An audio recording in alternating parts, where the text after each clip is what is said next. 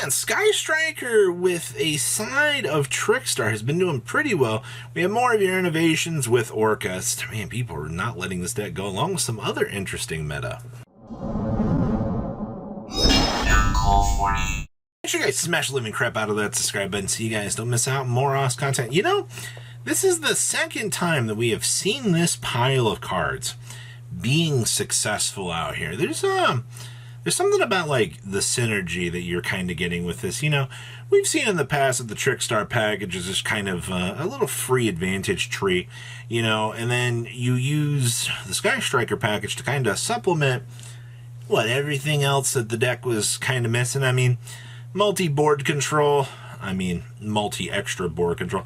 You know, from the version of this in the past to the version that we have now, honestly, adding in thrust and talents kind of feels like a cheat code.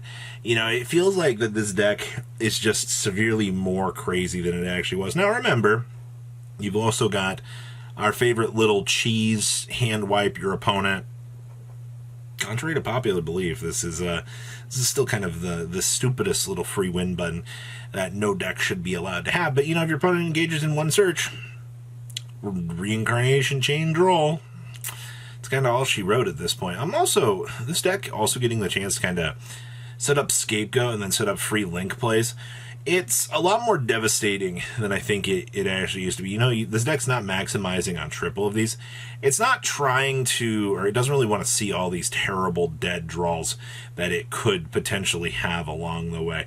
It's just trying to rely on the bare minimum. Also, the fact that we're getting triple desires in here really does say something about how this deck is kind of going. So I genuinely, I love the concept of what we've got going on here. It feels like it's pretty perfected, actually. This main deck feels pretty optimized, I'm not going to lie. Like, trying to push over 41 with this, I don't really feel like is going to be in the best interest of you. You know, you want to keep things as simplified as you can for this. So, awesome to see. Next up here, how many people out here are really enjoying testing out Orcust right now with this runic stuff? But Robbie, you know, you need the field spell to make the Orcust cards, you know, quick play. You know, all the bysteals are lurking around the corner. Yes, they are, 100%. Your mother's even got a bysteel sitting over there behind her, ready to carry her away. All right, like, it's just what's going on right now in the meta. But this build does not give a crap about making the stuff quick play. All right, it just wants to use the runic stuff to generate advantage while using the very strong, ridiculous backing of the bysteel stuff. You guys remember, the bysteel good stuff is what makes this deck what it is. The free branded regained, you know, trust me, Joshua Schmidt taught the world that being able to use branded regained and then generate all of this little advantage, resetting your resources, and things like that is a very, very powerful resource. All right, it makes sense as to what's going on with this. All right, people want to be able to see the craziness and the level of power that's coming with this, and all intents and purposes right now, I'm not all that surprised. All right, like the power scaling and the use of how things are going right now makes sense to me. All right, and I think you should be excited for the ideas to test this. Also, double orchestrated return, good stuff. You want to make sure you can get those terrible bricks on out of your hand and just capitalize on the best free advantage that you can. I also see we are playing a snatch deal in here. The ability to take your opponent's monster and then, you know, kind of laugh all the way to the bank. Very, very, very good. All right, this deck, I like it a lot. I don't really see much wrong with it. Okay, I see you. All right, what else we got going on back here? The Azzy special is back again. You know, how many? Maybe they should have did something to Fountain. Maybe Fountain's splash ability was the real problem out here. Maybe, you know, this free advantage spin that you're getting is a little bit too crazy. I mean, to be fair, 50 cards, you're already going to have the possibility of running into some bricks along the way.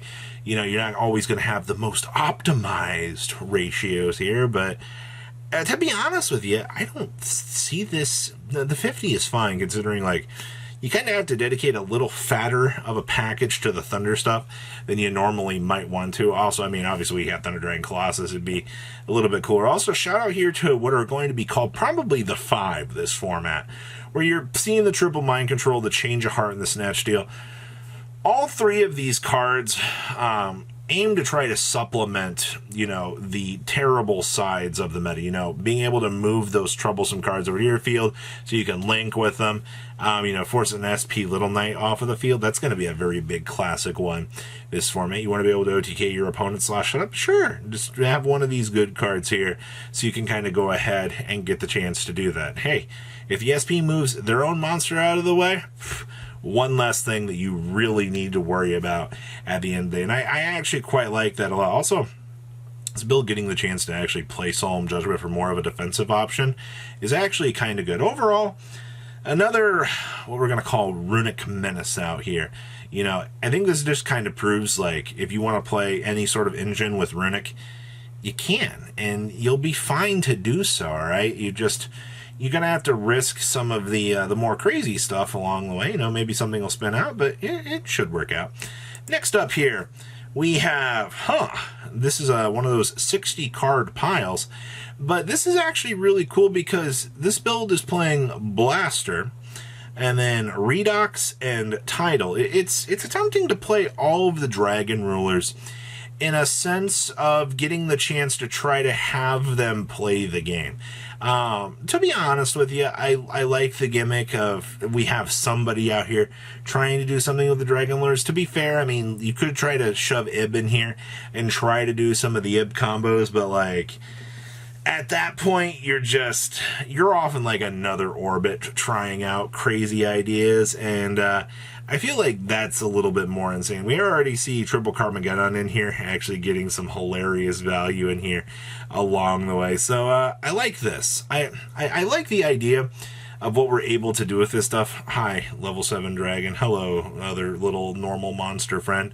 You know, the Dragon Link moving parts of this format, honestly, if you're willing to sit here and you're willing to kind of innovate with this deck, Sonny has showed us so many stupid ideas, and he's definitely been very vocal about the Basil Rose shoot and just the ideas that you can bring to the table with this. You know, it's a shame that, you know, Red Rose Dragon is still limited in the TCG. I would love to fully see the crazy ideas that you could do with this, but for now, you know, we don't really have access to that. So, you know, they're trying to do our thing. But once again, today's sauce, hey, we're going to go ahead and test out the Dragon Rulers and have a little bit of fun for the concepts that you want to do.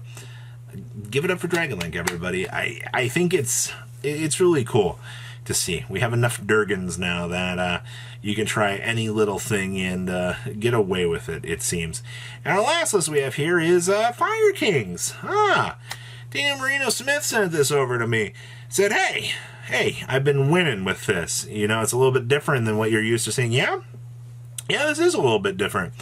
Nadir Servant. This is not something that a lot of people have been very vocal about. Actually, I feel like most people at this point kind of look at Nadir Servant and they're like, ew, you know, why would I want to play this card? Well, I mean, it's kind of good, honestly.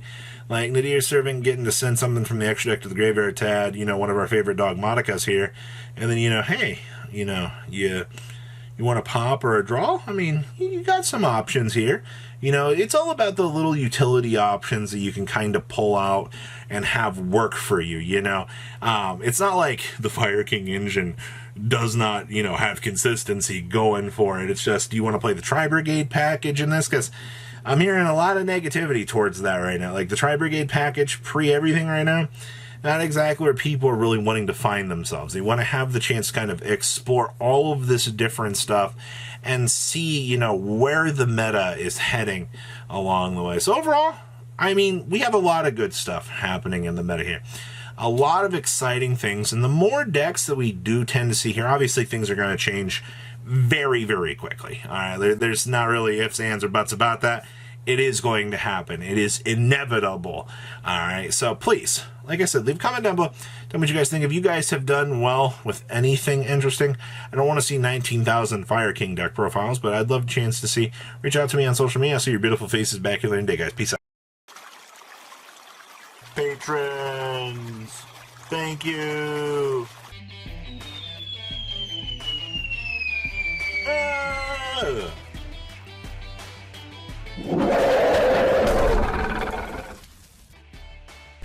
Thank you so much for watching. Check out these other videos.